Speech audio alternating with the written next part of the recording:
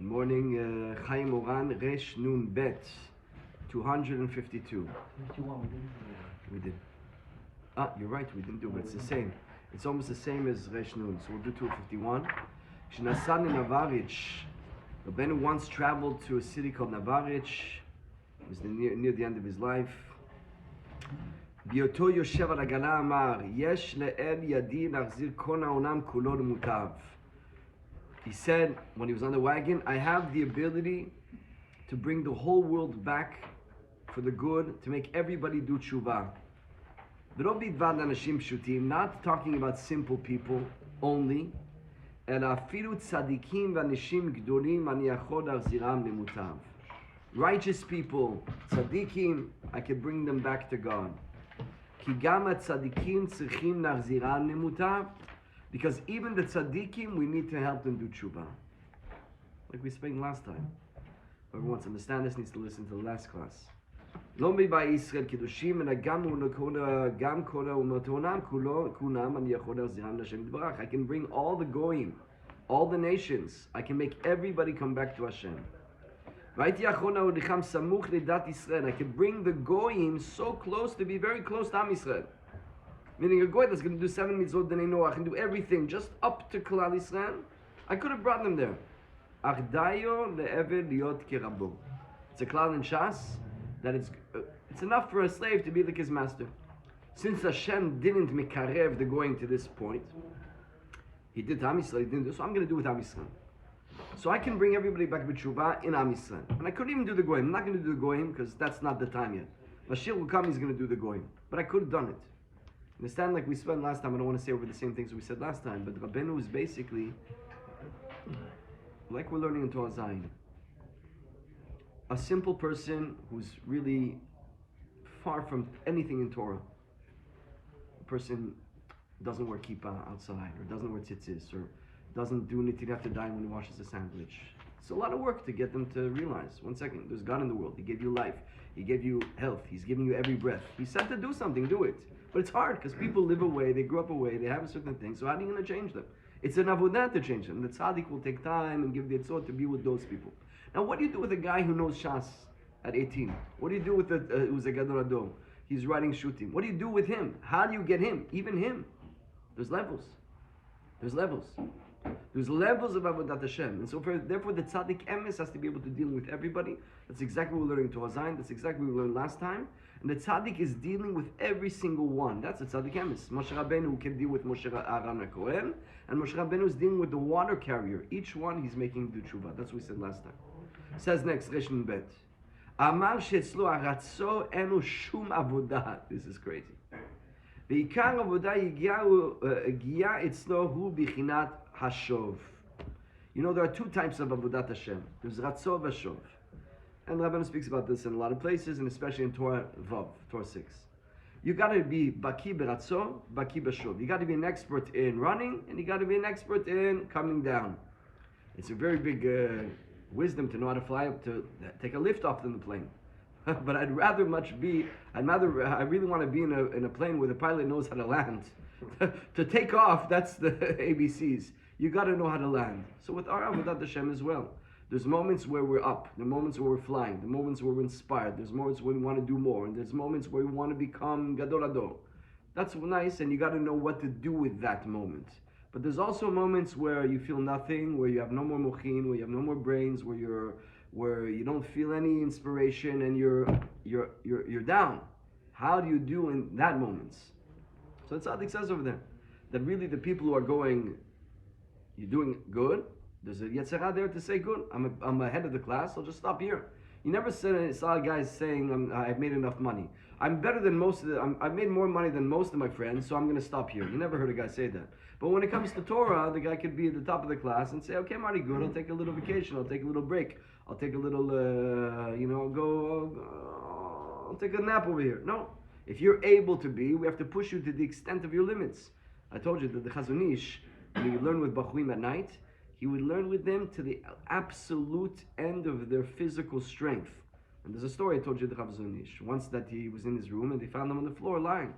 And they asked him what happened, and he explained that usually he stops, he has a Torah, he has a bed over here, and he has a table here. He stops learning at his table when he has exactly enough energy to make it to his bed. What happened? That day he miscalculated. So he didn't make it to bed, he fell before the bed. That means it's not an exaggeration. He squeezes out every last drop. And so when he would learn with Bachurim, learn Torah, he would tell them they were tired, they was finished, they couldn't anymore. He said, that's where I want you to push. I want the last 5 minutes. The guy goes to the gym and he wants to lose weight. It's not the 20 minutes and a half an hour.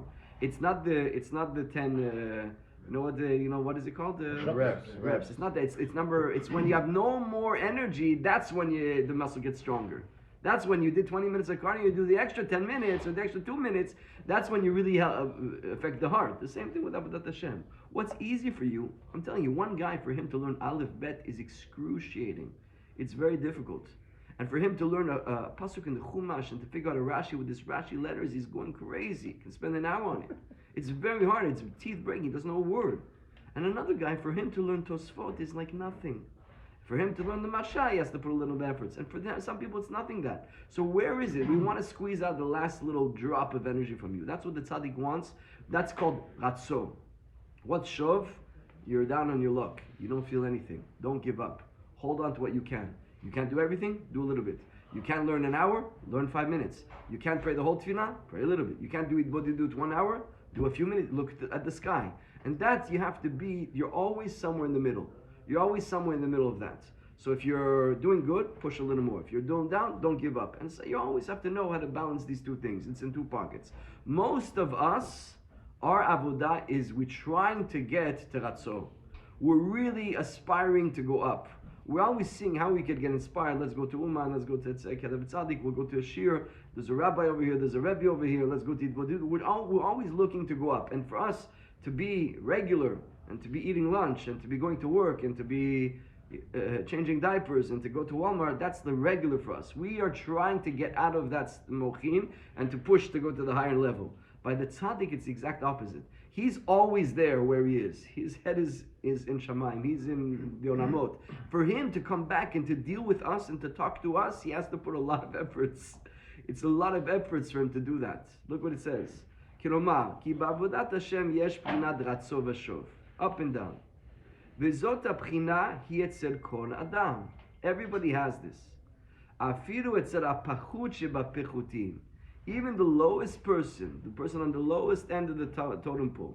Ki kol adam mitorer lifamim na'avodato yitbarach. Everybody has moments where he's inspired, where he wants to change.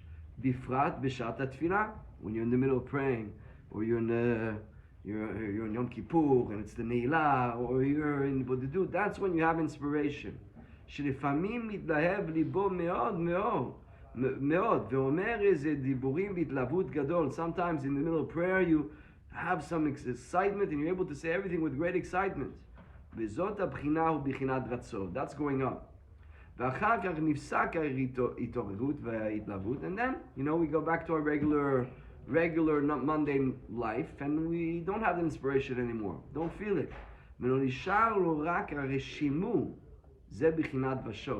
So now you don't have that anymore. But what's good about going through those moments is you know it exists. You in Uman, you felt it. Do you feel it today? No, but I have the imprint in my soul. I know it's something to aspire to. Lehavdil, when a person, they give him drugs, and he doesn't know about drugs, but the junkie, the addict, he's always looking to get back that high of the drug. You see them going crazy because they knew it was there. It's a rishimu. They're trying to get it back all the time. The same thing in kedusha. You had an inspiration, you had ben mot, you had an epiphany, you had mochin de gadlut. It went down. You're not going to be there all the time. Why do you come to shul in the morning, come to the shul, and you're on autopilot? I had moments of excitement, and I don't feel that every day in the morning. You don't feel that when you wake up and the alarm goes up at 5 in the morning, 6 in the morning. You feel that inspiration? No, but I know I had it in my life. So that I'm on autopilot of trying to look again for that energy that I once felt. That's called trying to go back to it. That's usually I'm in Shov. Most people are usually there, and they just remember there was moments where I was inspired, and I'm trying to get a little bit of a taste of those moments. And you have it by people in their lives as well, in different periods in lives. Certain point, the person had a year of high.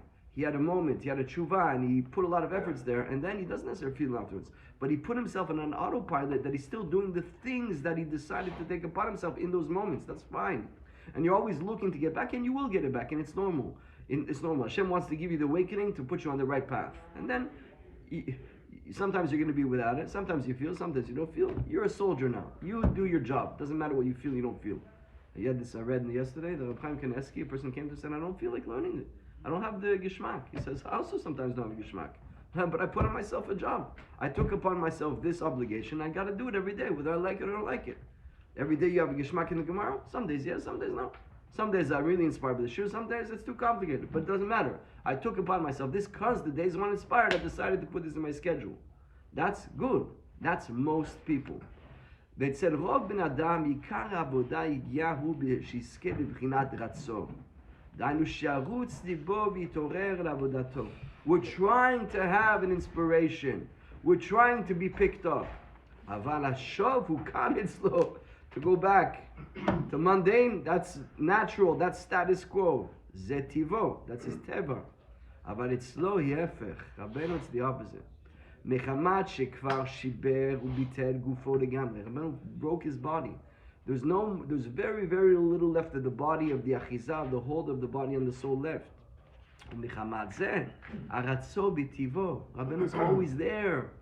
The Yetzer Hara, the tzaddik, you know what's his Yetzer Hara? To just fly solo and not deal with the people. Because to deal with you and to speak about our shtuyot, of our ups and downs, for him it's crazy. It's like you're dealing with a guy that's eating pork one day and one day yes, one day no. And he has a big Yetzer Hara not to eat the pork. And you, in your mind, you're like, this is ridiculous. Come on, it makes no difference what you eat. Eat this food or that food, you can have the same energy. But he's there, and for you to have to deal with that guy day in, day out, speaking about that, speaking about keeping Shabbos, it's for you like, it's really not easy. I told you that the social workers came to my house we're becoming a foster parent. Whatever. It's a whole story where there's a bacher from Israel that has to live in our house, and to make it legal, we have to be a foster parent. So they sent people to come check us out, and they're trying to understand our lifestyle, and even a Jewish person. But you know how hard it is to find the words to explain to them the things that you live that's just every day? It's really it takes a lot of energy to explain divine providence, and we don't hit because the Torah says, and we don't steal because the Torah says, and explain it's a lot of work. It's shov for our level, our natural level. Somebody told me, you're going to give shiurim, be careful. Use the language that people understand. Use the concepts that people understand. We forget that we're on a different plane when we're learning. You're learning Gemara and Likutei Moharan and Arachot. Your language and your mochin are a different place. You want to go to people that are not there all the time. If you keep your lexicon and you keep your language and you don't know how to go down for that shiur, you might not get them. You got to go down and get them. And it's work. It's work. It's a lot of work. That's for us on our level. But imagine Rabbeinu in his level, that his hasagot are in the makifin of Shamayim, of the next world. For him to come down and to deal with us and to spend time with us speaking about Olam Hazeh, it's really Mesirat Nefesh for him. Aikar Regiyah Shelo hu bichinat bashov. His fight, his Yetzer Hara is not to come down. Ki bemet hu becher sheyeh ashov. Gam ken kol zman shu tzarich lichyot. Ki im lav chas v'shalom yistarek v'lo ito. V'ken becher sheyeh ratzo v'shov. And he had something what I didn't say here, is that even that the tzaddik, he can actually die. Because once Rabbeinu was speaking in Seudah Shishit, and he was so in ecstasy of the Torah that he was saying, and he was so mitlahev that he was about to let his neshama go out of the body.